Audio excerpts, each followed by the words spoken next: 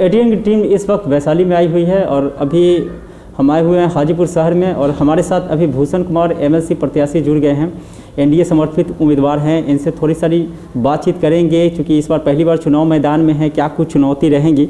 बहुत बहुत स्वागत है एटीएन पे आपका। बहुत बहुत धन्यवाद। इस बार क्या कुछ चुनौती मिलेगा? जिस तरीके से कई उम्मीदवार, हालांकि मुख्य मुकाबला आप में और सुबोध जी में ही है, लेकिन कहा जा रहा है कि कुछ जो निर्दलीय उम्मीदवार लड़ेंगे वो भी कुछ चुनौती देंगे।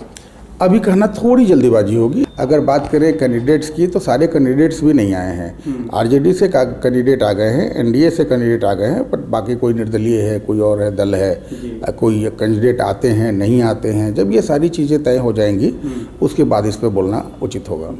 अभी पूरे जिला में जा रहे हैं, क्या जो है चुनौती मिल रहा है, जनसंपर्क कर रहे हैं, कितना रिस्पॉन्स मिल रहा है? रिस्पांस से मैं बहुत खुश हूँ, इसलिए कि मैं जिन प्रखंडों का दौरा हमने किया है वहाँ पे काफ़ी अच्छा रिस्पांस मिल रहा है और मेरा एक्सेप्टेंस भी काफ़ी अच्छा है। लोग मुझे बोल रहे हैं कि आपको मैं वोट करूँगा। एमएलसी बनते हैं अगर यहाँ से, क्या चुनौती रहेगा और क्या मुद्दा उठाने का काम करेंगे विधान परिषद में? देखिए, वैशाली जिला के जो निर्वाचित हमारे माननीय मुखिया जी, जनप्रतिनिधि जो भी हैं, जिला परिषद मेंबर्स हैं, पंचायत समिति, वार्ड हैं, इनके लिए इनकी समस्याओं को उठाया नहीं गया है और तो उनकी समस्याओं को उठाने का काम करेंगे। दूसरा, इनका जो मानदेय है वो सिर्फ 500 रुपये का मानदेय दिया जा रहा है। मुझे लगता है 500 रुपये का मानदेय देने के लिए अगर 12-14% रुपया उनकी बंटवारा में खर्चा होता होगा तो वो घट के 400 रुपये ही आ जाता। सरकार का खर्च हो जाता है 560 रुपये, मिलता है 500। और इतने छोटे रकम, ये सांकेतिक सिंबॉलिक जो मानदेय दिया जा रहा है, इसका कोई मतलब मेरे हिसाब से नहीं है। तो मैं चाहूँगा सरकार से इसकी मानदेय बढ़ाने की बात करूँगा और मैं कोशिश करूँगा कि उनका मानदेय बढ़ाया जाए, एक सम्मानजनक राशि उनको दी जाए जिससे कि वो समाज में कुछ काम कर सके, समाज में अपने आप को प्रेजेंट कर सके, रह सके। गाँव में अभी पंचायत सरकार भवन पे करोड़ों खर्च हुआ, लेकिन पंचायत सरकार भवन एकदम संकीर्ण स्थिति में है, जैसे तैसे टूट फूट गया, उसका कोई जो है स्थिति सही नहीं है। क्या कहेंगे इस संदर्भ में सर आप? अब पीछे की बातों को तो मुझे डेटा निकालना पड़ेगा, देखना पड़ेगा कि कहाँ है, लेकिन जो मैं दिख रहा हूँ कुछ जगह पे तो मुखिया जी लोग पंचायत भवन को संवार के रखे हैं, कुछ जगह में आप ठीक बोल रहे हैं कि उनकी हालत जीर्ण शीर्ण हो गई है। तो मैं देखूंगा कि वो कैसे सही हो और वहाँ पे बैठने लायक उसको बनाया जाए, काम करने लायक उस ऑफिस को कारगर बनाया जाए। अगर दिक्कत हुई तो मैं सरकार में इस बात को पहुँचाऊँगा। अच्छा, ये नीलगाय का जिस तरीके से हालांकि सरकार ने आदेश दे दिया उसको मारने का, बीच का कोई प्लान है? आप लोग इसको विधान परिषद में उठाने का काम करेंगे? हाँ, ये अच्छा प्रश्न है।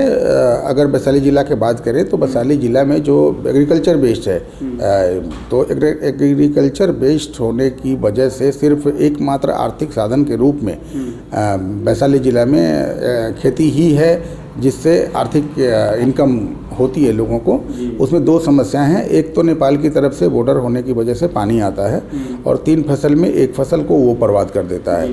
दूसरा जो बड़ा समस्या है वो नीलगायों का संख्या वैशाली जिला में इतना ज़्यादा है कि वो फसल बर्बाद करते हैं। सरकार ने दे तो दिया है कि उसको मार दीजिए, बट उसके लिए कोई एजेंसी नहीं है और कोई एक इंडिविजुअल किसी नीलगायों को मारने में जो साधन संसाधन लगेगा उस पर कोई काम हो नहीं रहा है। तो सरकार का इस तरफ से ध्यान तो है, बट उसके लिए कोई मजबूत एजेंसी ऐसी हो जो नीलगायों को मारे, नीलगायों को भगाए, नीलगायों को हटाए, ऐसा कुछ नहीं दिख रहा है। तो उस पर काम करने की आवश्यकता होगी।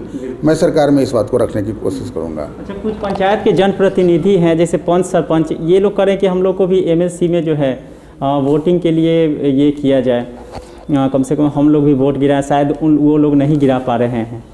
ये भी विधि की बात है, इसमें भी जुडिशियरी है, कार्यपालिका है, तो ये सरकार की बात है। इस पे भी अभी मेरे लिए कुछ बोल पाना संभव नहीं है। सहभागिता समाज में होना चाहिए, सब लोगों का होना चाहिए, बट क्या ये विधि सम्मत है या नहीं है इस बारे में मुझे जानकारी अभी नहीं है। तो अगर मैं एक बार एमएलसी बनता हूँ, सरकार वैशाली की जनता अगर हमारा चुनाव करती है तो मैं इसमें सरकार पे बात रखने की कोशिश करूँगा। एमएलसी जो अभी वर्तमान में है सुबोध राय जी, कह रहे थे बहुत सारे लोग कि वो जो है दारू का बिजनेस करते हैं, आपका जो है कार का बिजनेस है, तो लोग वोट किसको करें, क्या कहेंगे? जिस तरीके से आपका बिजनेस रहा, आप पॉलिटिकल में आए हैं, कितना जो है आपका रेंज बढ़ेगा आने वाले दिनों में? देखिए, बिजनेस हमारा है, परोक्ष रूप से मैं राजनीति में रहा हूँ। हमारे पापा मुखिया रहे हैं, हमारी पत्नी भगवानपुर प्रखंड से ये प्रमुख रही है, जिला परिषद सदस्य रही है। तो परोक्ष रूप से हमारा राजनीति से नाता रहा है।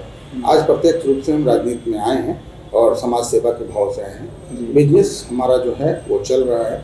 हमारे बच्चे अब बिजनेस देखेंगे और वो लोग बिजनेस में भी आ गए हैं। और हमारा बड़ा फेयर बिजनेस है। मारुति का हमारा बिजनेस है, ट्रैक्टर का बिजनेस है, सारा बिजनेस हमारा फेयर है। तो नीट एंड क्लीन बिजनेस हम करते हैं जी। जो भी बिजनेस हमारा ऑटोमोबाइल सेक्टर से है वो क्लीन है, सारा क्लीन है, कहीं कुछ जी। अच्छा, ये पूरे बिहार में एनडीए का जो प्रत्याशी बने हैं, क्या लगता है कितना वोट मिलेगा, कितना जो है सीट मिलेगा पूरे बिहार में एनडीए से? ये सवाल भी मतलब एनडीए का समर्थन है। तो वोट अभी हम अपनी बात करें तो मुझे लगता है कि मैं बहुत अच्छे वोटों से जीतूंगा, ऐसा हमको लग रहा है जब मैं क्षेत्र भ्रमण में जा रहा हूँ। तो अभी मोटा अगर आकलन करें तो अपार समर्थन है। 80% वोट जो है वो लगभग हमारे पक्ष के अंदर आ रहा है। रही आपका सवाल जो पूरे बिहार के एस्पेक्ट में है, तो अभी थोड़ा जल्दी है, बट जीत अच्छी होगी जी। तो ये थे भूषण कुमार, जो कि एमएलसी प्रत्याशी हैं रालोचपा के वैशाली से।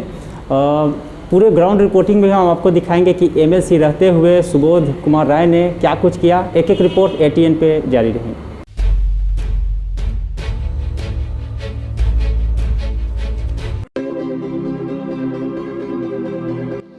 बड़े बड़े महानगरों के तर्ज पर अब आपके शहर सिवान में उबर ओला से बेहतर सुविधा देने के लिए आ गया online cab booking go baby गो।